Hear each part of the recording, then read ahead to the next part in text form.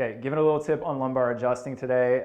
If you're of the MPI school of thought, we're learned to, a drop is the key to a good lumbar adjustment, unless we're doing like a kick pull or a kick push.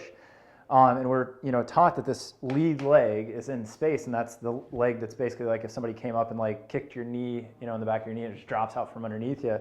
Like we practice that over and over and over. I'm not disagreeing that the drop is key.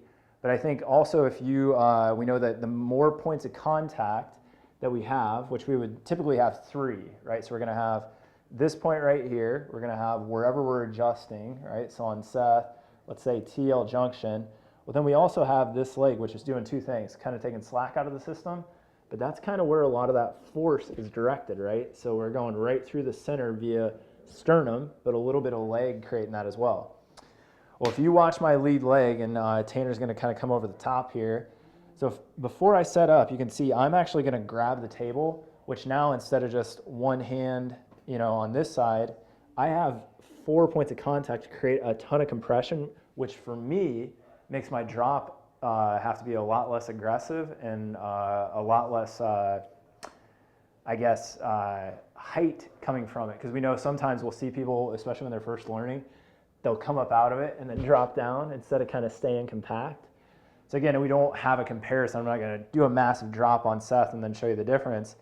But like the amount of compression that I can get, and then I can just create a small little drop and get everything to move. And then we'll flip sides and just show you the other way too, so we can maybe see it different. So let's also show a typical drop. Nothing wrong with this. I'm not disagreeing with it.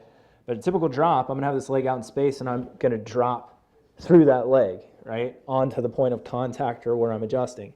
If I get this leg involved, now that's just one more point of compression, and small drop gets it done.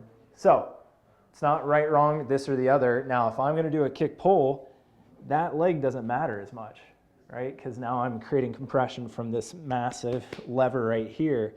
So give that a try. In particular, if you're a smaller adjuster working with a bigger person, which I get some of that's table setup, but also if you have a very tall person with big levers, being able to create a bunch of compression and pull them into lockout before you drop may be dependent less on your strength and more your position and setup, which we are taught in things like MPI. So hope that helps. Give it a try. Give some feedback in the comments. See ya.